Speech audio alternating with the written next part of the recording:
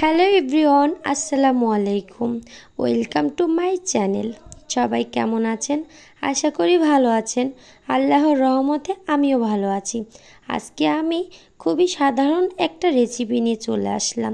এটা অবশ্যই সবাই পারেন, তারপরও আমি যেভাবে রান্না করি আমি সেটা দেখানোর চেষ্টা করলাম। আমি আজকে রান্না করব ব্রয়লার মুরগি।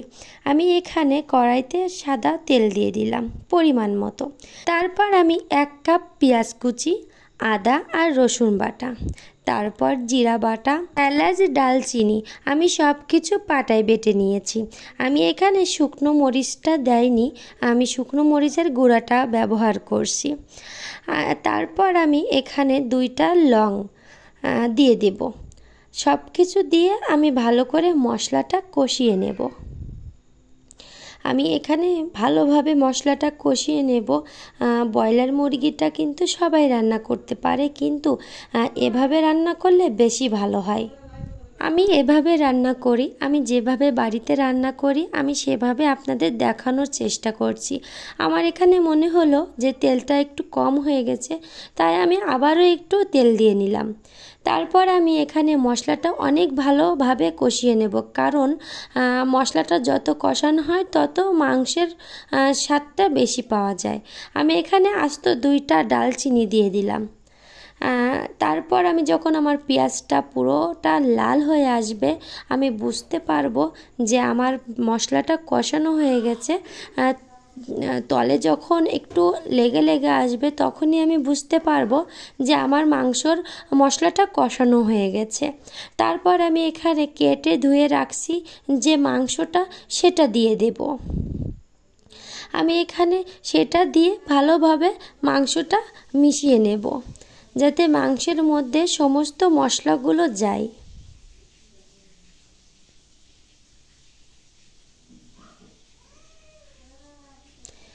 আমি কিন্তু মাংসের মধ্যে লবণ আর হলুদটা দেইনি।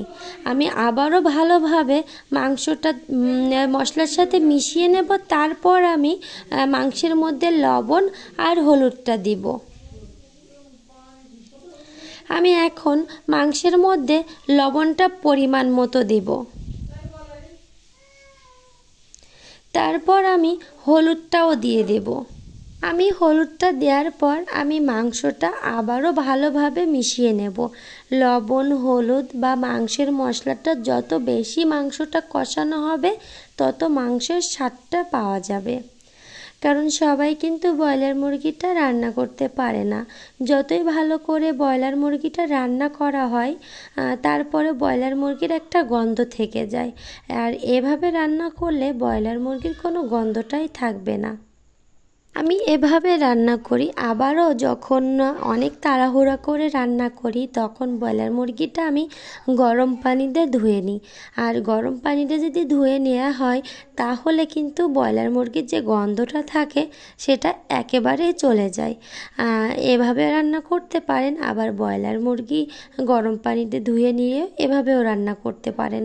এভাবে করে একবার হলেও রান্না করে দেখবেন। ব্রয়লার মুরগির মাংসটা খেতে কিন্তু অনেক সুস্বাদু লাগে, কারণ আপনি বুঝতেই পারবেন না এটা ব্রয়লার মুরগি খাচ্ছেন নাকি দেশি মুরগি খাচ্ছেন। তারপর আমি আবারও ভালো করে কষিয়ে 5 মিনিট ঢেকে রেখে দেব। আমি কিন্তু এখানে একটুও পানি ব্যবহার করিনি।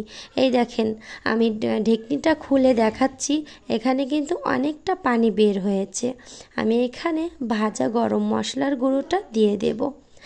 মাংসের কালারটা যেন আবারও অনেক সুন্দর চলে আসে। এই ভাজা মশলাগুলো দিলে কি হয়, মাংসের কালারটা ফিরে আসে। এটা আপনারা দিতেও পারেন আবার নাও দিতে পারেন, কিন্তু আমার কাছে মনে হয় জিরা, এলাচ, ডালচিনি এগুলো ভাজা মশলা নিজে হাতে তৈরি করে এটা মাংসের সাথে দিলে মাংসের দ্বিগুণ টেস্টটা ফিরে আসে। আমি আগে থেকে আলু ভেজে রাখছিলাম, সেই আলুটা আমি মাংসের মধ্যে দিয়ে দেব। আমি এখানে লবণ আর হলুদটা দিয়ে আলুটা ভেজে করে রাখছিলাম। এখানে কষানোর মধ্যে দিয়েছি কারণ আমার আলুটা যাতে সিদ্ধ হয়ে যায়। আমি মাংসের মধ্যে আমি অল্প পরিমাণ পানি দেব। আমি এখানে আবারও ঢেকে রাখবো 10 মিনিট।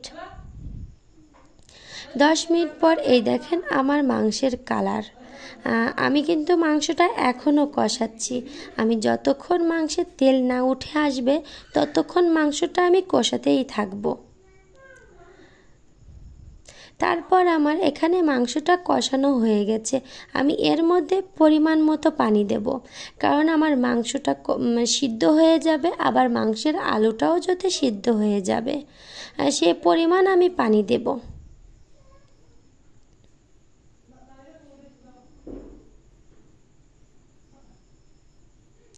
তারপর আমি আবার আধা ঘন্টার জন্য ঢেকে রেখে দেব। আধা ঘন্টা পর আমার মাংসের কালারটা এই তো চলে আসছে, মাংসর ফাইনাল লুক। আমি কিন্তু এতটা ঝোল রাখবো না, আমার মাংসের থেকে আরও অনেকটা ঝোল শুকিয়ে আসবে। এভাবে করে আপনারা রান্না করতে পারেন। আমি যেভাবে রান্না করি আমি সেটা দেখানোর চেষ্টা করলাম। আমার ভিডিওটা ভালো লাগলে সবাই লাইক, কমেন্ট আর শেয়ার করে আমার পাশে থাকবেন। সবাইকে আসসালামু আলাইকুম।